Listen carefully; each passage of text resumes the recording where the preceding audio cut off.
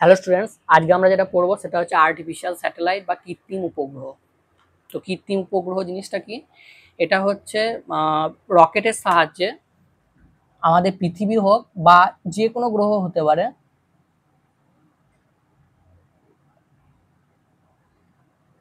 ঠিক আছে? এইটা ধরো আমাদের পৃথিবী। তো যে কোনো গ্রহের হচ্ছে যে রকেটের সাহায্যে আমরা এই যে গ্রহটা রয়েছে, মনে করো রকেটের সাহায্যে আমরা এই গ্রহের আকর্ষণ ক্ষেত্রের মধ্যে যে মহাকর্ষীয় আকর্ষণ আছে তার মধ্যে নিয়ে গিয়ে স্থাপন করে দিলাম। তখন কি হবে, এই কৃত্রিম উপগ্রহটা এর যে আকর্ষণ বল রয়েছে, মহাকর্ষীয় আকর্ষণ বল, সেই আকর্ষণ বলের প্রভাবে এটা এরকম করে অটোমেটিক কি হবে, বৃত্তপথে সেই গ্রহের চারিদিকে ঘুরতে থাকবে। তাহলে এখানে আমরা ধরে নিলাম পৃথিবীর ব্যাসার্ধটা হচ্ছে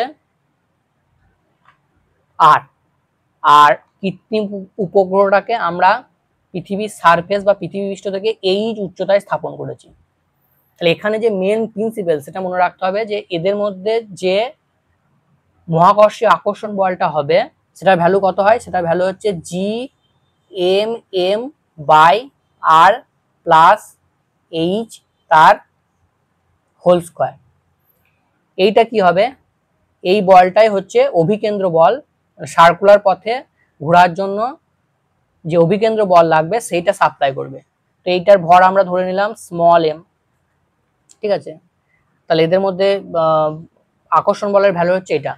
এবার এইটার সঙ্গে সমান হবে কি অভিকেন্দ্র বল। অভিকেন্দ্র বলটা কি হবে, এম ধরছি, এটার বেগটা হচ্ছে ভি, ঠিক আছে? কৌণিক বেগও ধরতে পারো, এখানে আমরা রৈখিক বেগ ধরেছি বা লিনিয়ার ভেলোসিটি ধরেছি, সেই জন্য ভি লিখলাম। তাহলে ভি এর টার্মে লিখলে কি হয়, M V V square by এর যে পাথে ঘুরছে তার হচ্ছে রেডিয়াস। তাহলে তার রেডিয়াসটা কত, এইচ প্লাস বা আর প্লাস এইচ।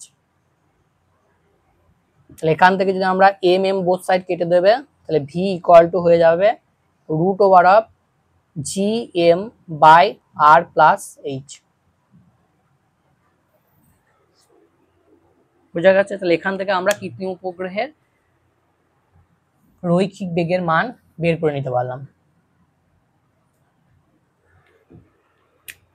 ঠিক আছে? এবার এই যে আর প্লাস এইচ আছে, এটাকে আমরা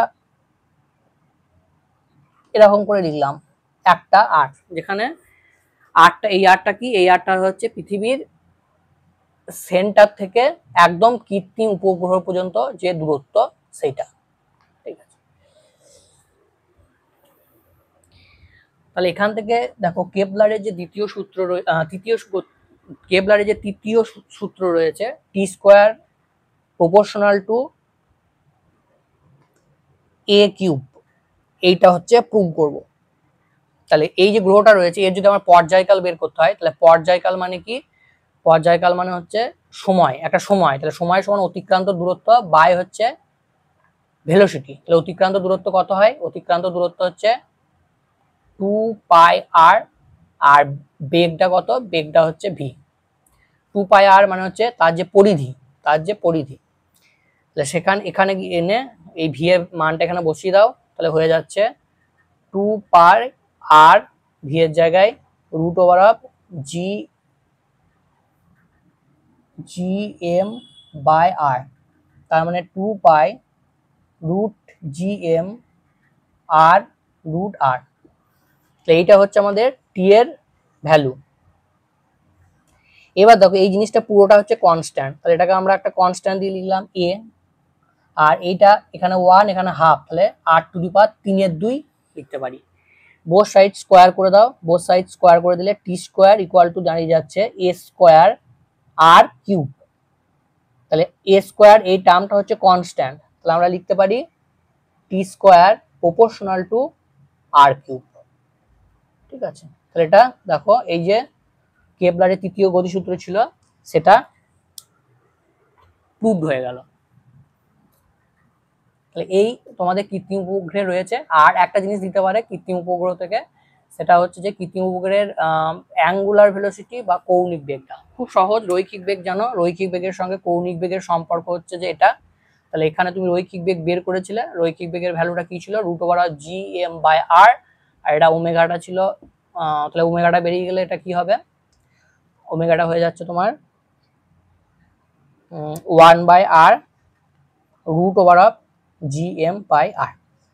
ঠিক আছে, এবার কৃত্রিম উপগ্রহের ব্যবহারগুলো আসতে পারে। কৃত্রিম উপগ্রহের ব্যবহারগুলো হচ্ছে যে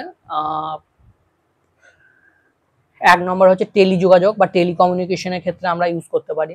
2 নম্বর হচ্ছে কোনো একটা গ্রহ রয়েছে, সেই গ্রহের হচ্ছে যে স্টাডি যদি করতে হয়, ঠিক আছে, তার ক্ষেত্রে ইউজ করতে পারি, মানে সেই গ্রহে কি রয়েছে, ঠিক আছে, সেটা দেখতে ইউজ করতে পারি আমরা। এছাড়া হচ্ছে যে ডিফেন্সের কাজে ইউজ করা যেতে পারে, ঠিক আছে, সামরিক ক্ষেত্রে। তো এইগুলো হচ্ছে ইউজ।